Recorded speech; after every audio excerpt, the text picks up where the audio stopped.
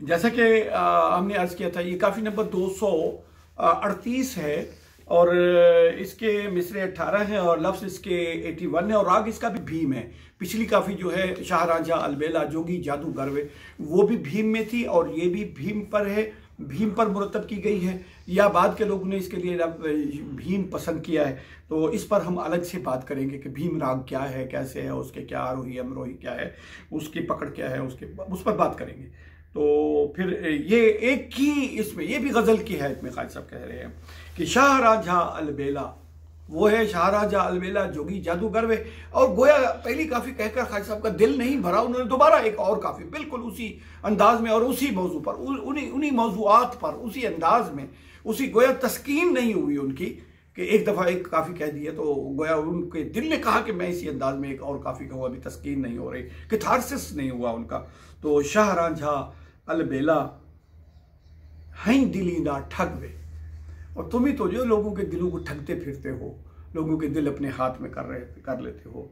और तेरे ताने मेढ़े सिठने देवे में सारा जग वे।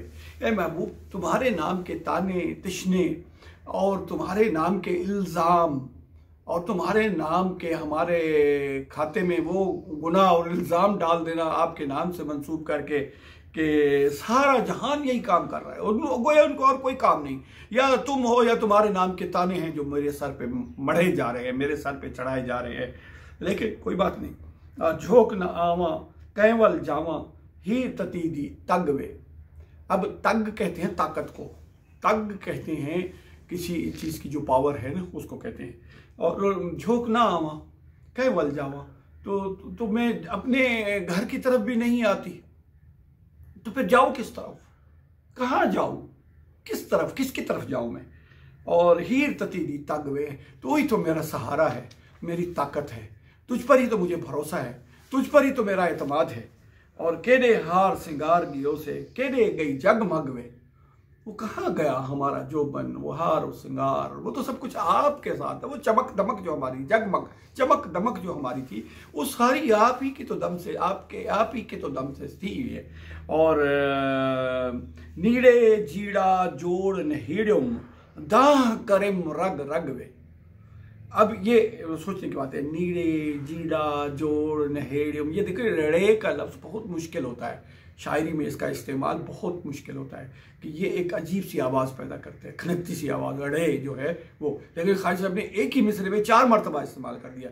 नीड़ा कहते हैं इश्क को, मोहब्बत को, जज्ब को, जुनून को, नी से नीड़ा बनाया ख्वाजा साहब ने, ये इनका कमाल है कि इस तरह की वो तश्कील लफ्ज़ी करते हैं। नीड़े जीड़ा, जीड़ा रूह, जोड़ खूब अच्छी तरीके से, नहीड़ुम।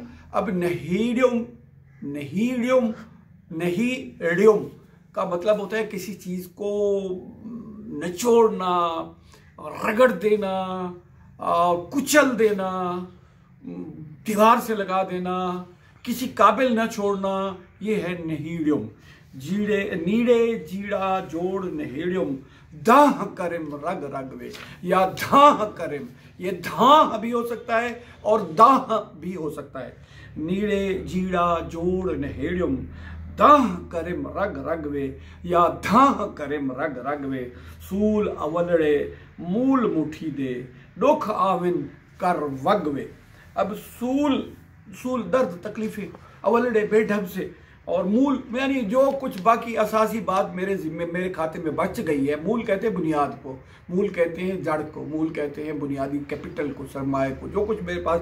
अब बाकी अगर कुछ मेरे पास बच गया है, मेरा असल जर्द कुछ बच गया है, तो वो क्या है, ये दुख है। मुट्ठी में फरिश्ता, मैं तबाहशुदा बर्बादशुदा जो हूँ, मेरे अगर कुछ बच गया है मेरे पल्ले में, मेरे खाते में, तो वो यही दुख दर्द हैं जो बच गए हैं। और दुख आविन कर वग वे, वग कहते हैं किसी चीज़ के रेवड़ को, हजूम को, या एक बड़ी तादाद में जो जानवर वगैरह या कुछ कह रहे, तो ये मुझ पर एक हमला करके इज्तिमाई दुखों ने इज्तिमाई हमला कर दिया है गोया मेरे ऊपर। और बिरहू उलंबी जड़ कर लाई।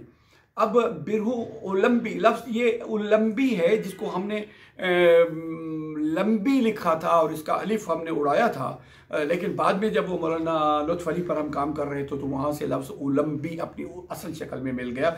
अब ये उलम्बी और चुआंती का फ़र्क हम बताएं कि इश्क ने हमें चिंगारी लगाई या इश्क ने हमें आग लगाई। अब ये फ़र्क है। चुआंती कहते हैं उस लकड़ी को जिसके सिरे पर अंगारे जल रहे हों, अंगार, आग तो हो लेकिन वो अंगारों की शक्ल में हो, इसको कहते हैं चुआंती। और लंबी या उलम्बी, ये ठीक है, उलम्बी भी दुरुस्त है, यहाँ पर उलम्बी पढ़ना है। अगर मैंने यहाँ पर लिख दिया और मैंने किसी जगह पर इसको दुरुस्त भी किया है इसी दीवान में, तो इसको उलम्बी कहते हैं उस लकड़ी को जिसके सिरे पर आग जल रही हो, उस पे अंगारे हैं चौथी पर और इसमें आग लग रही हो, आग सुलग रही हो, जल रही हो, सुलग नहीं जल रही हो। और बिरहू उलम्बी जुड़कर लाई, लूलू दुख दी अगवे। और इश्क ने ऐसी आग लगाई है कि अब हमारे रुए में वो आग भड़की हुई है, और रुए में वो आग भड़क रही है। दुखड़ कहते सुलगने को, वो रुए में आग सुलग रही है। और रोंदे खपदे आतड़ बहदे थई बीमार अलग वे। रोते खपते, आतड़ कहते हैं उस जगह को जहाँ पर सहेलियाँ हमजोलियाँ या औरतें एक जगह पर बैठ के चरखा काटती हैं, जहाँ वो जमा होती हैं, यहाँ पर इज्तिमा होता है उनका, तो वो उसको कहते हैं आतड़। और आतड़ बांधे, या मैं रो रही हूँ, कप रही हूँ, आतड़ में अगर मैं बैठी हूँ, थई बीमार अलग वे, मैं तो बीमार और अलग पड़ जाऊँ। अलग, बीमार, अलग का माना तन्हा भी है और अलग का माना कमज़ोर और नहीफ भी है। मैं बीमार और कमज़ोर और नहीफ होकर रह गई हूँ, एक ही फिक्र में, एक ही धुन में मैं रहते हुए। और आखिरी शेर की तरफ आते हैं कि यार फरीद न की तुम कारी, यार फरीद न की तुम कारी। फरीद दोस्त ने मेरी कोई चारागरी नहीं की, मेरी तरफ तवज्जो ही नहीं फरमाई, मेरे मसले को हल ही नहीं किया, मुझे दीदार भाई नहीं अता किया, उसने मेरे मसले को हल नहीं किया, मेरी कोई चारागरी नहीं की मेरी। तो फिर क्या होगी? जीवा केंदे लग वे। किसी के लग जीवन का मतलब होता है किसी के सहारे पर, किसी के आसरे पर। जीवा केंदे लग वे, अगर जो उसने मेरी चारागरी नहीं की तो मेरी इस ज़िंदगी का फ़ायदा क्या है और मैं किसके लिए फिर ज़िंदा रहूं। इस तरह से ये मुसलसल दो काफ़ियाँ जो है अपने इख्तिताम को पहुँची।